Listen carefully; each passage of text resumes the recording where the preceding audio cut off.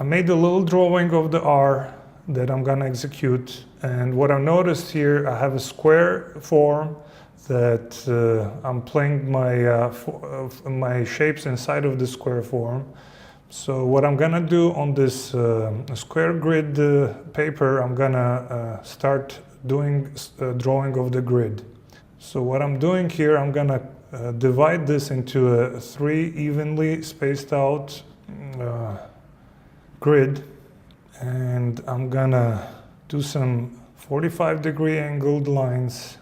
So as you can see in this example, the grid I have divided into one section of a grid. I have divided it into 3 units here for black space and 2 units here for white space. And the reason for it is because white space is more it looks thicker than a black space. So black space has more gravity and white space is more sort of outwardly. So in our case, to balance out the negative and positive space, we will need to make white space a little bit less.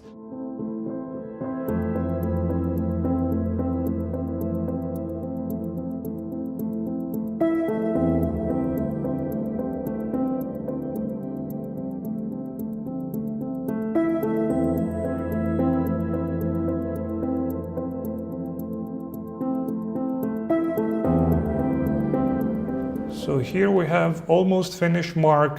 As you can see, I tried to align this half circle to the first section of the bottom grid, and we have half of the grid divided by this diagonal lines, and we have a nice round stripes joining the R shape, which creates this folding effect.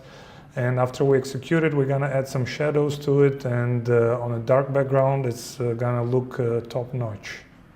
So I'm just gonna color this one just to make sure that it looks fine before I start executing.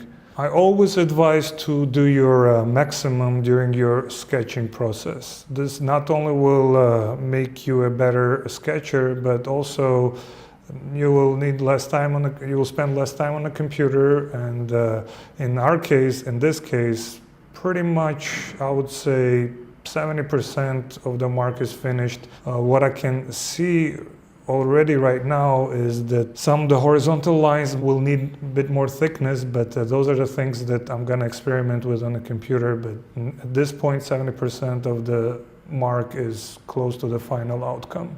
In the Illustrator, we'll do the gridding, which will guarantee that the mark will be even more sound than it is at this point.